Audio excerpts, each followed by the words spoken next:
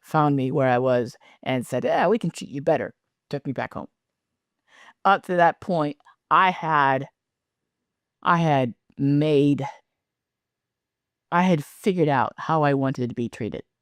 And so I had my dad write out I had somebody write out a contract, my dad sign it, of how to treat me right. And he ripped up the contract as soon as we got home.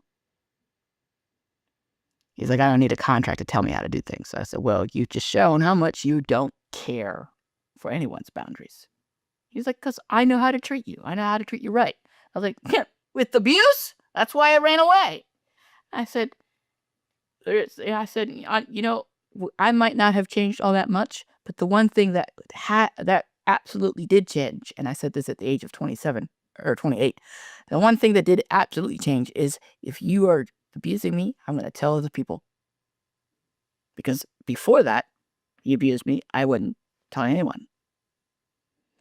But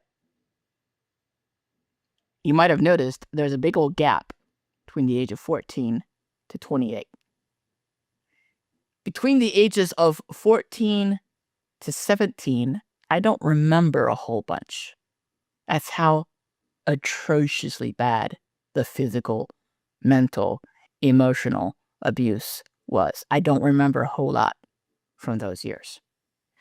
And the reason that a lot of people couldn't understand that what I was saying was true was because my dad was one of the elders of the church. Why is his son talking and, telling people that he's being abused when his dad is the elder? What's going on? That level of inconsistency, it didn't make sense. So everybody was pretty sure I was lying. So they tell my dad, and each time I got back to him, that I was once more telling other people what's going on in the house. I got beat so many times. So age of 17 was the absolute turning point, because it was 10 years almost to the day that I was out at the VBS. I was helping my dad with a project where we were putting sandbags around the base of a home that was right next to, I don't know if you remember, or if you've ever heard of Kokosing River. I think so. It's one of the rivers that feed into Scioto. We were putting sandbags around this property, and they told me that just up the river, is where there used to be a train trestle across. And when they took out the center pillar, they never filled it in. So it's like an amazing swimming hole. And at that particular day, I was wearing black jeans and shoes and a pair and a shirt. And so I decided I'm going to go check this out. Now, I'm a very good swimmer. I can swim, just about muddy water, clean water, don't matter. I can swim. Not a problem. So I find this deep spot and I swim across.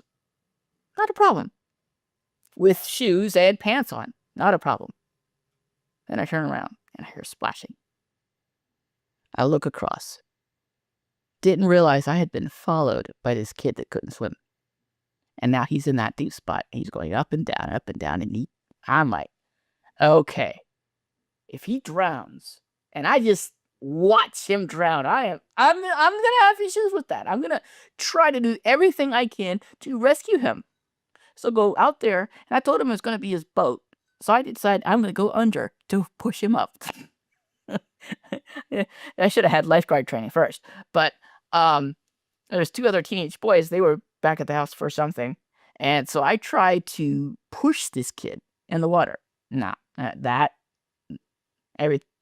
he's kicking. I'm trying to grab his foot and push. Nah, that didn't work. So I get up away from him, and I have my back to him. He turns around, sees me, and grabs me. And as he grabs me, water shoots up my nose. And that's when I find out. If you've ever drank a soda pop too fast and you burp and it comes up through your nose, and that burn is partly because of the of the acid from your stomach, and you not having the lining in your nose to keep your nose from being ate up or dissolved. That's why it burns. But the other thing is, if you have water that goes down your nose, gets into your throat will shut to keep water from going down into your lungs. Well, I need to breathe. And so when I popped back up out of the water to get a breath of water, to get a breath of air, I couldn't because the throat was locked shut. Wouldn't open. So now I go back down. This time water goes up my mouth, and about the time I'm going down, my throat realizes, oh yeah, he needed air, so it inhaled the water that was in my mouth. And now the water is in my lungs, and there's just that atrocious burn of water sitting in my lungs, and I'm just like, why? And so I get up, and I actually came up right in front of this kid. He shoved me back down, water back up my nose, and I kick away from him, and I yell for help when I came back up, and barely got any water, barely got any bit of air, and a whole lot of water. My throat shut up again. And as I'm going back down, I hear boom. The two guys had come running full tilt. They rescued the kid. Then they came back for me, and they couldn't find me because I was gone. And I go down, down, down, down. And as I'm going down, I again hear music. But this time, it's the Newsboys song, Turn Your Eyes Upon Jesus. And I'm thinking, okay, I gave my heart to Jesus at the age of 14. I've kind of lived for Jesus. Is that going to be enough? And then my life began to flash before my eyes, and I saw two versions. I saw my life as I had lived with all the astral projection, all the evil, and then giving my life to Christ at 14 and doing all these things for God. And then I saw the second version. Second version is all the selfish things I'd done to please me, and what could have happened if I wouldn't have served me. Then I was gone. Last thing I remember, my knees hit the river floor, and I black out. Next thing I know, I'm in a super bright area. I mean, kind of in the shadow, but I'm going forward into a super bright area. And I'm like, what in the world? This is not the... And then I look down. I'm like, hey, I don't have any genitals. Cool! Don't have to worry about that. So I'm like, okay. So I get up into this area that it looks like it's sunny. And I look around, I'm looking for the sun. What the heck? It's brightness with no sun. And up to that point, I'd listened to a few teachers talking about heaven. One of the main ones that stuck out to me was Jesse Duplantis. And he was talking about putting his hands together like this, looking into the air, looking in there, and seeing light coming in from his hands. I was like, I'm going to try that. I was like this. When I went like this, my hand touched my head, and that's when I realized I was seeing perfectly without glasses. Like, what? And then the second thing I realized is there's light coming from inside my hands. I can see the just as if I had done this like this, and the amount of light that's hitting. That's how I saw my hand, not the covered up, the shadow part. It's like, okay, this is pretty cool. So now I'm looking around and I see a bunch of flowers. Some are just little tiny flowers. Some are the size of a great big picnic table, like the round ones. So I go to pick one that's about this big around. And it's like, we don't really realize the effect of death here on Earth. If you take a stem and you pull, it'll break. Just these headphones, for example, I go to pick, and the stem came up with. It didn't break. And when I let it go, it went right back down. It didn't break. But I sniffed this flower, and it was like I'd bitten a giant peach. I could feel the juice in my mouth, and I'm literally eating a peach. I'm like, God is amazing. He knows my favorite fruit is a peach. This is amazing. And so I'm looking around, and way off in the distance, I see a little tiny city. I'm like, okay, either I'm at a distance, or the city is really that big. You know what? It's a place where there's no sun. And oh, by the way, I have, and then I'm like, I have eczema. It should be burning right now. I had a nice tan. I was like, this is good. This is good. Hey, this is even better. If I could smell something and eat, then that's how it is. Hey, that's amazing. Because on Earth, I don't have a sense of smell. It was kicked out of me. You can write notes for that one. I don't have a sense of smell because it had been kicked out of my face when I was a kid. But I begin to run. I begin to walk and then trot. And then I'm running. And then I'm running so fast, my feet are just barely hitting the ground. And then they're not hitting at all. And I'm flying through the air. I come up over this hill. And here's a huge city. I'm like, okay, that's more like it. And then I see sets of gates. There's 2 doors over an archway. And there's 3 sets this way and 3 sets this way. And I had come up right on the corner where I could see straight through the wall. And I could see houses of every size inside. And I could see people running around inside. And I'm like, wow, this is amazing. So I go this way. And I'm running for the nearest gate. And the gates are just these huge gates. And I get around to the corner, just the edge of the gate as it is now moving and starting to shut on me. And I see the streets of gold, and I see this really bright area. It's brighter than all the rest. I know that's the throne of heaven. And I'm like, okay, this is amazing. And the gate shut. Okay, great. Not my time yet, huh? And a voice of thunder says, it's not yet your time.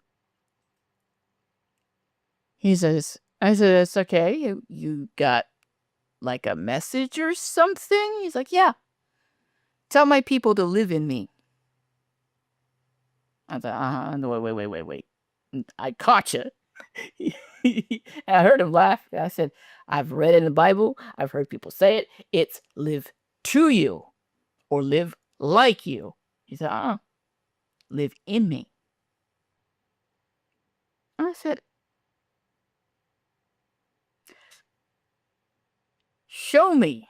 He's like, you'll find out in math class. I was like, I haven't graduated high school yet. Is this high school or college? He says, go to math class till you find out.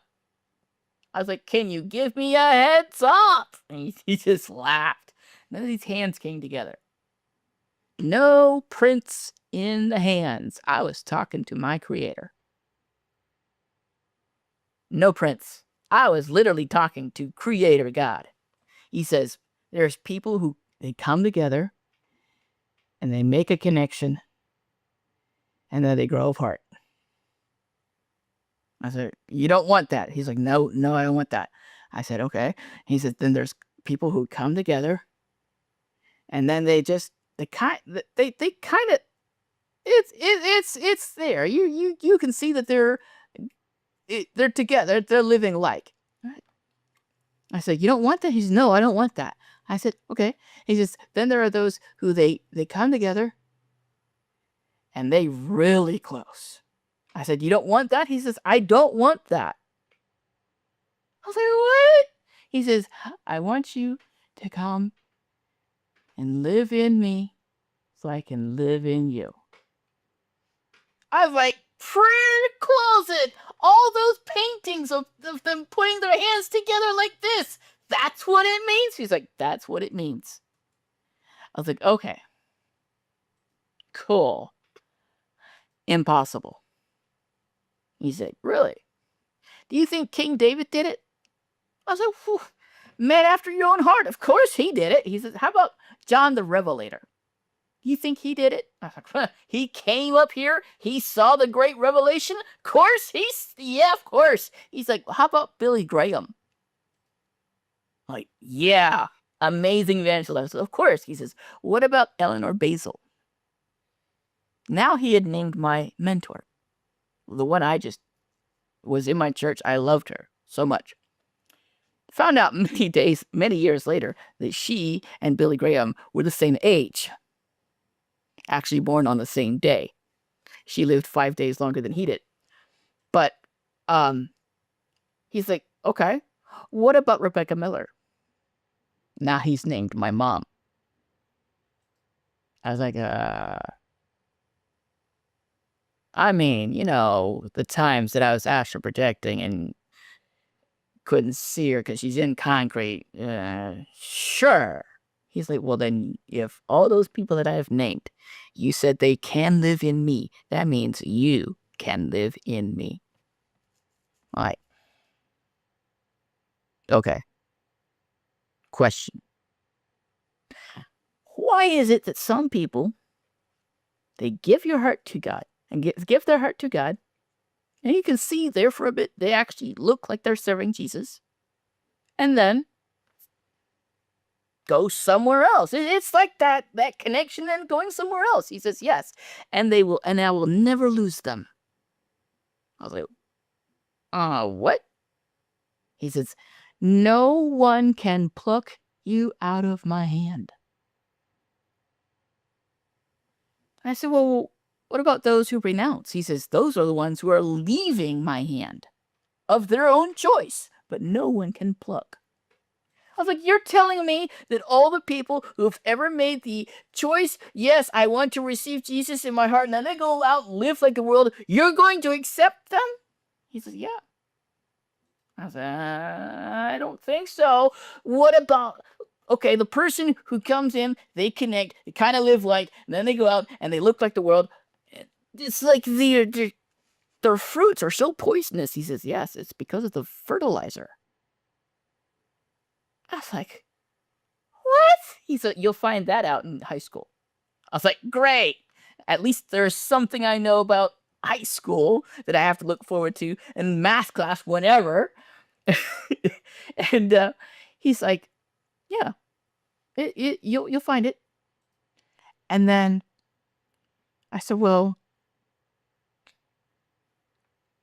what about the fertilizer? Can you give me a heads up now? He's like, oh yeah, I can. When a person gives their heart to me and their tree is planted next to me, and then they add all the other stuff and the other all the issues of their heart and all the other like the other like poisonous foods. I said, what's the poisonous food? He says, any food that's not spiritual, that's not of me. Anything that's spiritual, that's not of me, is a poisonous food. I was like, that makes sense. He says, so all these things, they get over onto their tree and it becomes fertilizer and it feeds their roots. And then that comes up through their life and they bear poisonous fruit. So here's the amazing thing, Vlad. In high school, I went through horticulture, and it was a good thing because that's where God showed me that if you take peat moss, which ordinarily goes around shrubs, if you take peat moss and you put it at the base of an apple tree, it will make poison apples because it's the wrong acid. It's the wrong fertilizer. Peat moss is highly acidic. You put it around the base of any tree that's supposed to produce sweet fruit, it will produce acidic fruit that will make you sick. I mean, even the apple that most bakeries use to make apple pie, it's called the Granny Smith apple. It's kind of bitter to eat, but if you bake it, it brings out the amazing taste of apple pie. You try to use like a yellow delicious apple to make apple pie, it literally rots in the baking process. Use a Granny Smith, and it's amazing apple pie. I'm like, okay, fertilizer. Okay. Um, I got one. What about once saved, always saved? And he says, what do you say about once family, always family? I said, what are you talking about? He says, okay, I'll ask you the questions. You give me the answers. I said, what if I give you the wrong answer? He says, you're in heaven. You can't give the wrong answer. I was like, oh, right. He says, and so I'll ask you these questions. So, Vlad, if a person is born into your family, are they family? Yes. Okay. If a person is not born into your family and you have to adopt them, are they your family? Well, if you legally adopt them, I guess they're family. Okay. If a person is born in a new family, but they do everything they can to run your name through the mud, do everything to treat you like crap, do everything they can to speak so evil of God, the church, and everything else, are they still family? Unfortunately, yes, and I know some people like that. He says, that's how I do family. I was like, what? That is not how your church is. He's like, who says my church? My church teaches how I speak. If they don't teach how I speak, they're not mine. I was like, whoa. That means your church is tiny. He says, yes. My church is tiny. If you don't say exactly as I said, you are not mine.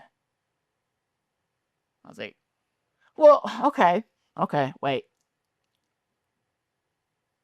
People make their connection.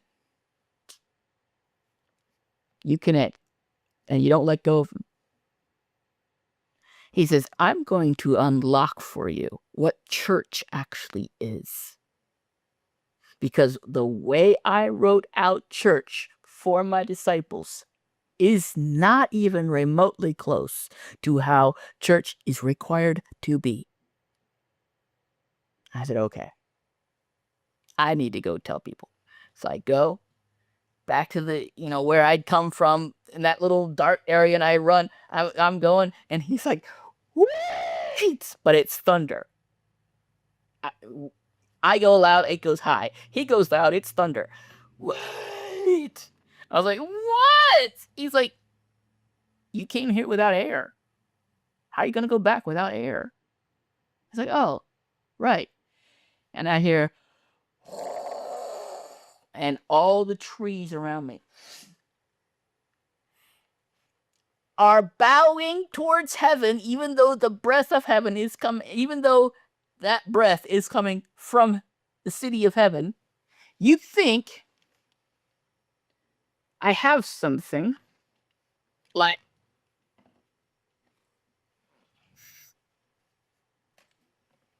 toilet paper.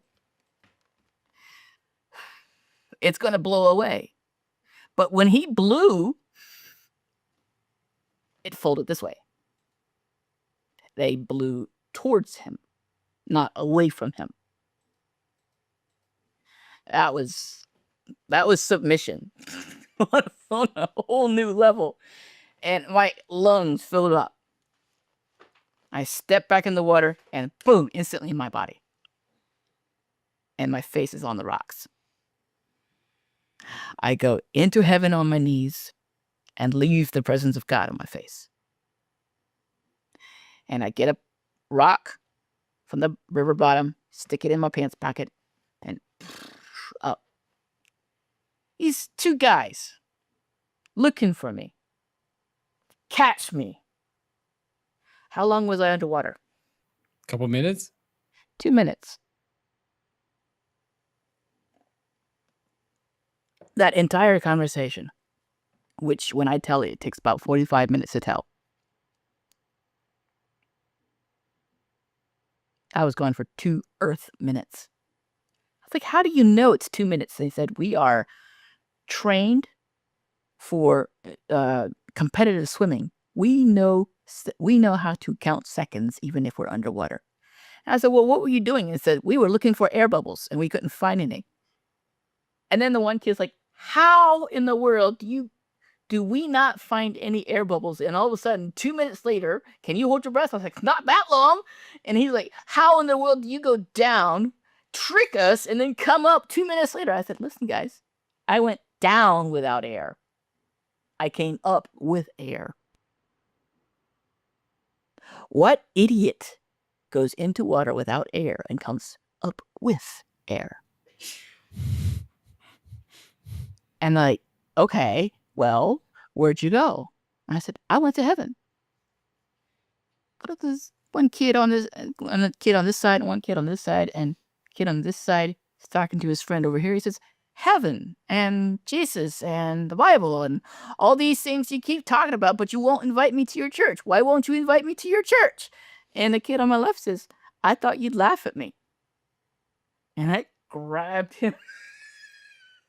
Grabbed him like this, just grabbed his shirt. I was like, what the heck are you talking about? You'd keep your friend out of the amazingness of heaven because he'd laugh at you?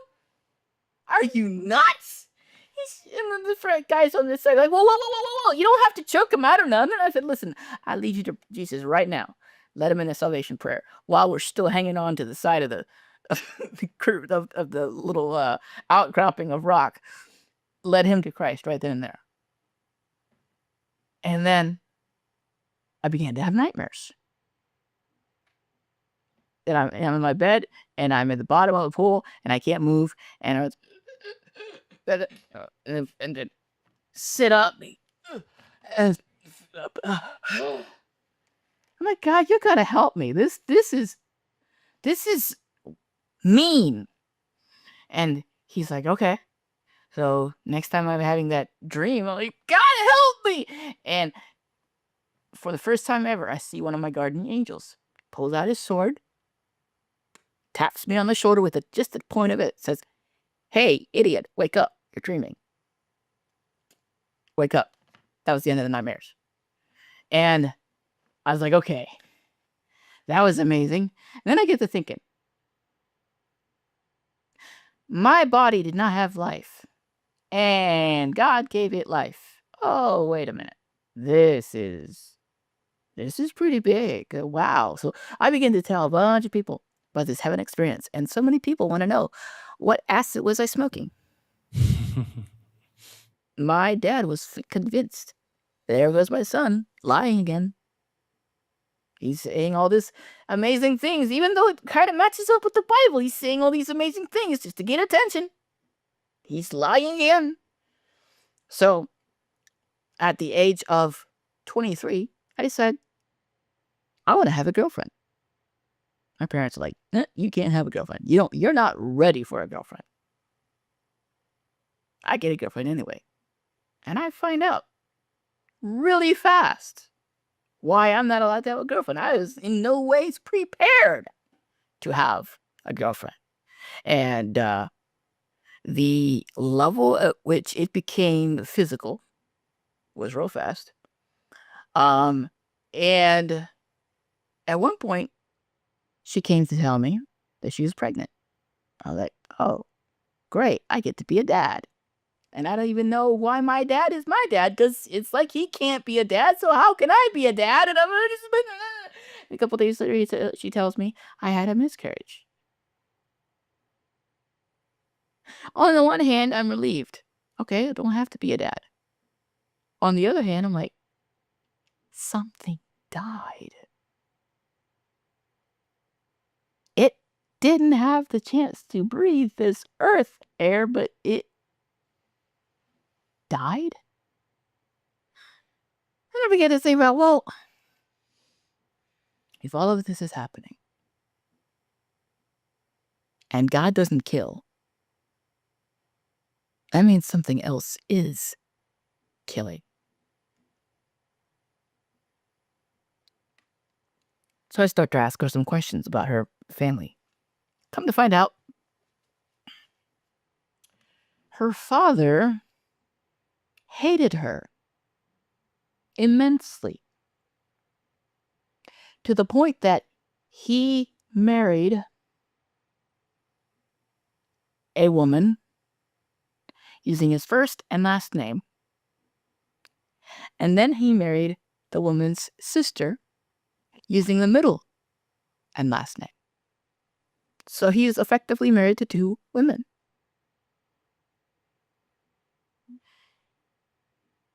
He hates the first woman,